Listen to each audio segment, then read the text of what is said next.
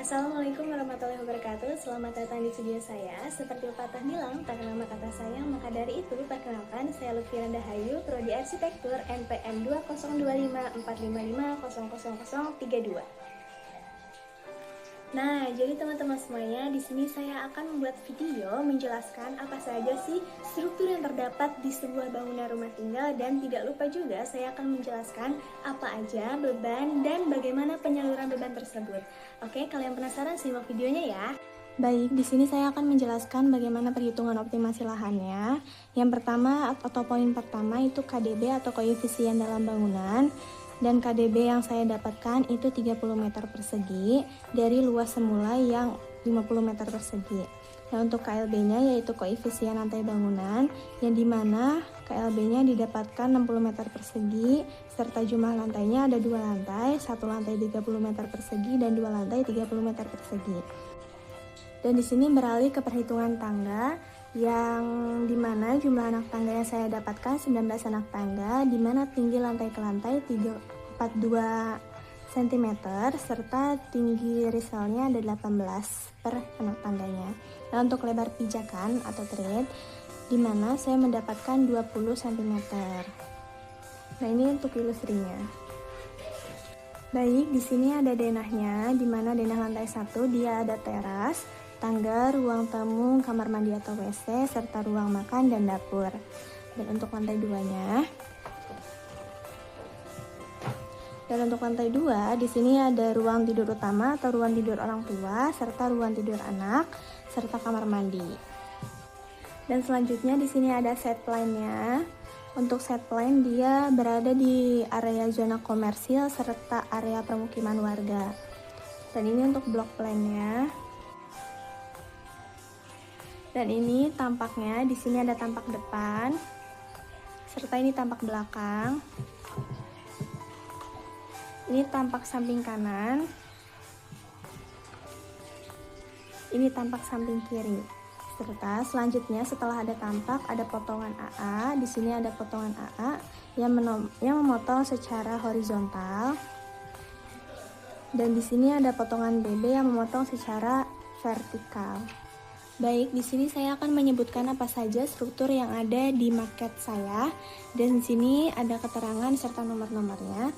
Nomor 1 dia plat lantai, dan nomor 2 kolom, nomor 3 balok, nomor 4 tangga beton, nomor 5-nya ada plat lantai di lantai 2, nomor 6-nya ada kolom di lantai 2, nomor 7-nya ada ring balok, dan nomor 8-nya ada dak talang. Dan untuk nomor 9 dia di dalam sini, itu namanya ring balok, dan nomor 10 ada di dalam juga di sini. Di dalam itu namanya kuda-kuda, dan nomor 11 dia yaitu ada genteng merah.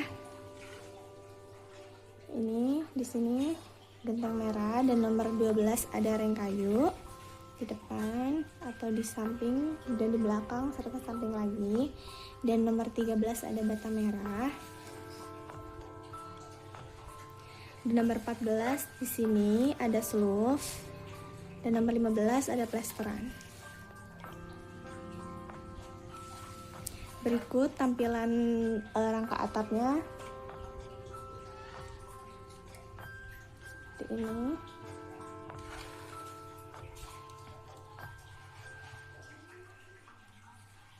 Dia menggunakan 2 kuda-kuda.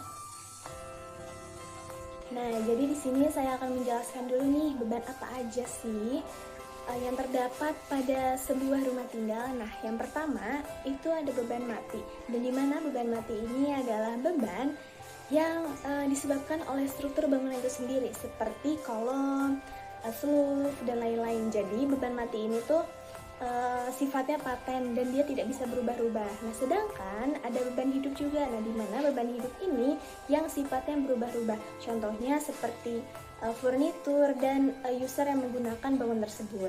Nah, selain itu juga ada beban dari faktor lingkungan, yaitu gempa dan angin. Baik, selain contoh-contoh beban yang terdapat pada sebuah bangunan, di sini juga saya akan menjelaskan bagaimana penyaluran beban terhadap sebuah bangunan. Nah, beban terhadap sebuah bangunan dalam metode penyaluran itu dibagi menjadi dua. Yang pertama ada vertikal, yang kedua ada horizontal. Saya akan menjelaskan dulu dengan vertikal dengan acuan maket saya. Nah, ini maket saya. Untuk beban vertikal, di mana beban tersebut itu dengan gaya yang menekan ke bawah. Artinya, dia disebabkan oleh struktur bangunan tersebut, beban struktur bangunan tersebut, dan user-user yang ada di dalam seperti manusianya, serta ada alat atau barang-barang atau furnitur yang ada di dalam. Nah, itu akan mengakibatkan atau mempengaruhi terhadap beban vertikalnya. Baik, selain beban secara vertikal, ada juga beban secara horizontal. Nah, untuk beban horizontal ini dapat disebabkan oleh beban angin maupun beban gempa atau pergeseran tanah. Nah, untuk beban angin tersendiri, dia itu pergerakannya dari kanan ke kiri atau depan ke belakang.